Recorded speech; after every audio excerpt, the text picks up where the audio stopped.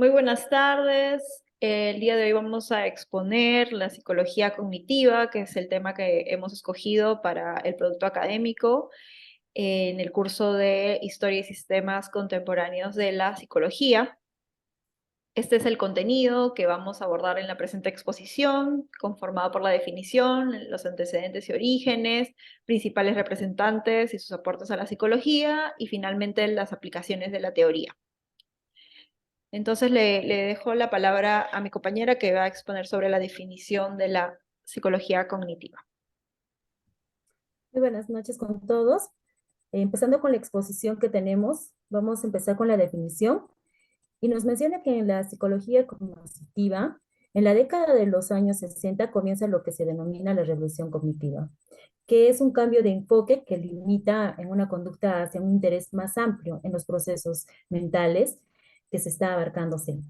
La psicología cognitiva nos menciona la señora Lilian Meyers, nos menciona que la psicología es el estudio de aquellos procesos mentales que posibilitan nuestro diario desenvolvimiento en el reconocimiento de objetos familiares, personas conocidas, manejo del mundo que nos rodea, incluyendo las habilidades de la lectura, la escritura, la programación y la realización de planes, los pensamientos, toma de decisiones y memorizaciones de lo aprendido. Paso a mi compañera. Bueno, y el siguiente punto tiene que ver un poco con los antecedentes y orígenes de la psicología cognitiva, que si bien es cierto tiene sus raíces directos en la psicología experimental, existió en mediados del siglo XX una revolución cognitiva, un proceso de cambios que empezó un poco con la metáfora computacional, ¿no? Porque existía a inicios del siglo XX las escuelas dominantes, ¿no? En el mundo de la psicología, la psicodinámica, que inició Freud, y luego la conductista, pero a raíz de una serie de cuestionamientos, tanto al conductismo como a esta versión de la psicodinámica, un poco irrumpidos por la metáfora computacional de la que conversábamos, se empezó a tener una reacción por parte de psicólogos que señalaban que el comportamiento humano no se debía exclusivamente a los estímulos ambientales, sino que también empezaron a centrarse en la forma en que las personas procesan la información, haciendo de esta forma una analogía con el proceso computacional, el proceso a nivel también informático. Entonces, la consolidación de este movimiento cognitivo no fue únicamente por parte de la psicología, sino de varias disciplinas que influenciaron para que esto se generara, ¿no? Entre ellos está la filosofía, la antropología, la lingüística, la neurociencia y, bueno, evidentemente las ciencias de la computación. Asimismo, se considera que el origen puntual se produjo a raíz de la publicación de este libro, cuyo autor es Ulrich Neisser, Cognition and Reality, que fue un libro que marcó como que el inicio ya, digamos, formalmente, ¿no? del enfoque cognitivo. Pero, sin embargo, no fue el único que promovió este enfoque. También existieron otros psicólogos que incluyen a George Miller, Jerome Bruner, Noam Chomsky, Herbert Simon, y vamos a ver ahora los representantes de la psicología cognitiva y cuáles han sido sus principales aportes para no tal vez extender tanto con relación a cada uno de los aportes. Hemos escogido uno en cada uno de ellos. Así que le paso la postada a mi compañero que va a exponer sobre ese tema. Gracias. En esta oportunidad voy a abordar sobre los principales representantes y cómo estos personajes aportaron a la psicología cognitiva. En primer lugar tenemos a George Miller. Se le considera como el padre de la psicología cognitiva o el fundador.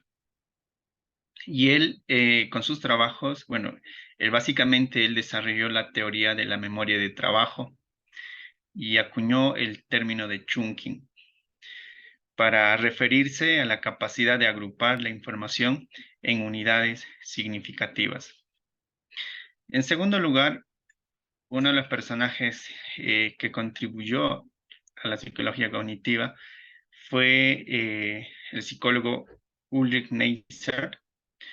De hecho, es autor de un libro, La psicología cognitiva, que es considerada la obra fundacional de la psicología cognitiva. Además, él propuso que el estudio de la mente debía de ser multidisciplinario, que quiere decir, por ejemplo, como por ejemplo la biología, la psicología y la filosofía aportan o se unen para poder estudiar mejor, por ejemplo, respecto a la mente humana. Lo que él sostenía es que se necesita, por ejemplo, de la biología o de la filosofía para poder entender mejor relacionado a la psicología cognitiva. Por otro lado está Jeremy Brunner. Él con sus estudios aportó mucho al campo de la psicología educativa. Contribuyó al desarrollo de la teoría del aprendizaje por descubrimiento y propuso la teoría de la representación en espiral. En cuarto lugar, una persona muy influyente en este aspecto es Jean Piaget. Es muy conocido por su teoría del desarrollo cognitivo. Quiere decir, él describe de cómo es que los niños adquieren y utilizan el conocimiento a lo largo del tiempo, a lo largo de su desarrollo. Luego, tenemos otros personajes que también aportaron en este campo. Está el señor Noam Chomsky. Él se le conoce como un personaje que desafió la teoría del conductismo, también conocido por su teoría del lenguaje innato y la gramática generativa, que sostiene que los seres humanos tienen una capacidad innata para adquirir y comprender el lenguaje. Y, compañera, ¿me permite, por favor, con el siguiente slide? Gracias. Y en séptimo lugar tenemos al sexto lugar tenemos a Aaron Beck. Él es considerado como el padre de la terapia cognitiva. Él desarrolló la terapia cognitiva que se enfoca básicamente en identificar y cambiar patrones de pensamientos negativos o distorsionados. En séptimo lugar está Alan Paivio. Él desarrolló la teoría de la doble codificación, que sostiene que la información puede ser procesada de dos maneras, de forma verbal y de manera visual. Y finalmente está Herbert Simon. Él desarrolló el concepto de racionalidad limitada. Hasta aquí he mostrado algunos representantes importantes que aportaron a esta rama de la psicología. Y mi compañera va a continuar con el siguiente personaje que aportó también mucho a la psicología cognitiva.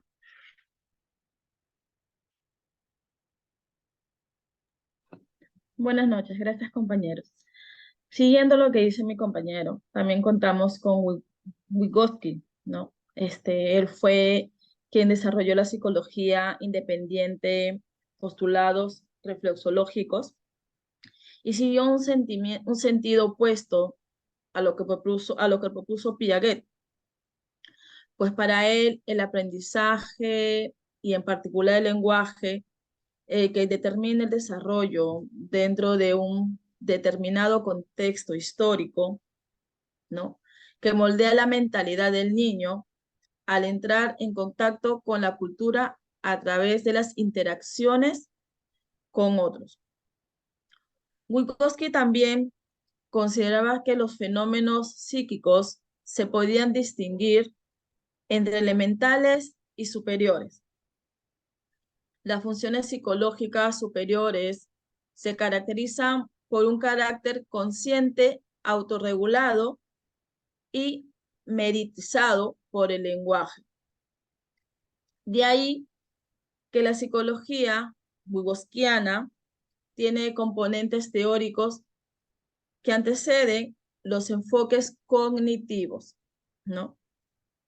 De tal manera que precisa Vygotsky, ¿no? Propuso la denominada la zona de desarrollo próximo en los niños, que no era más que el vínculo que existe entre el desarrollo actual o real del niño y su desarrollo potencial como un futuro determinante.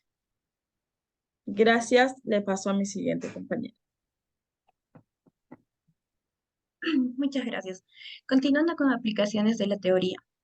La psicología cognitiva tiene una aplicación amplia en diversos campos de la psicología, como por ejemplo psicología clínica, psicología del desarrollo, del diagnóstico, psicología educativa, psicología del desarrollo humano.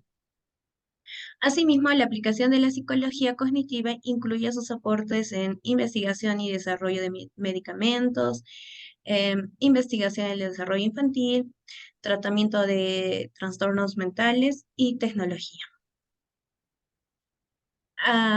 A continuación vamos a ver ejemplos de aplicación de la teoría de Piaget, esto en el área de educación, ya que la psicología cognitiva se usa para poder desarrollar estrategias de enseñanza y de aprendizaje. Esto para poder ayudar a los estudiantes, como por ejemplo el retener información. Nos dicen que la persona que educa debe mostrarse como una compañía hacia el educando.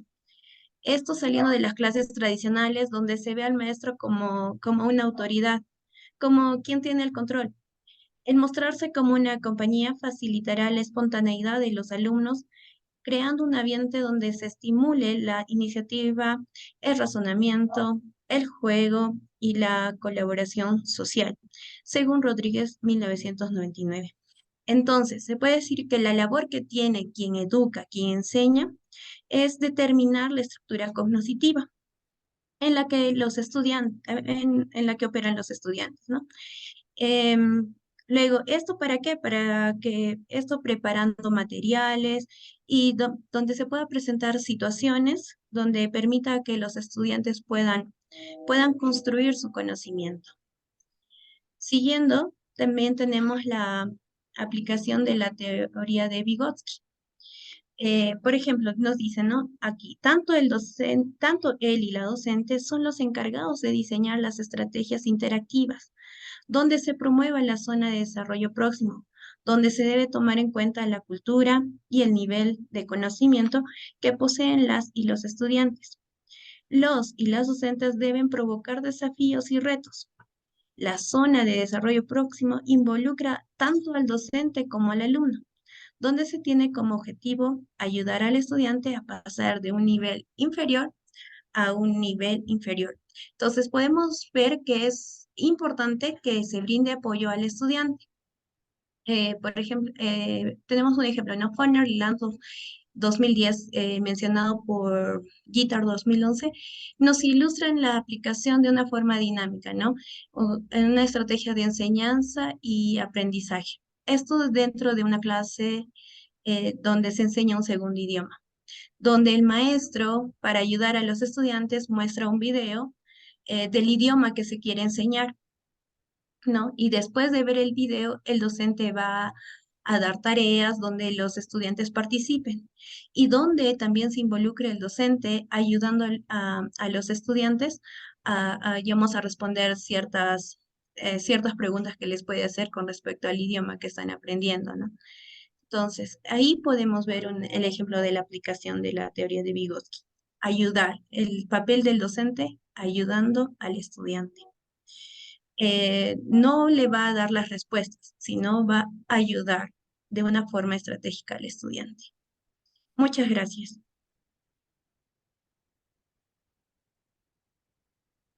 Bueno, aquí se presenta la bibliografía que hemos empleado en el trabajo y bueno, muchas gracias.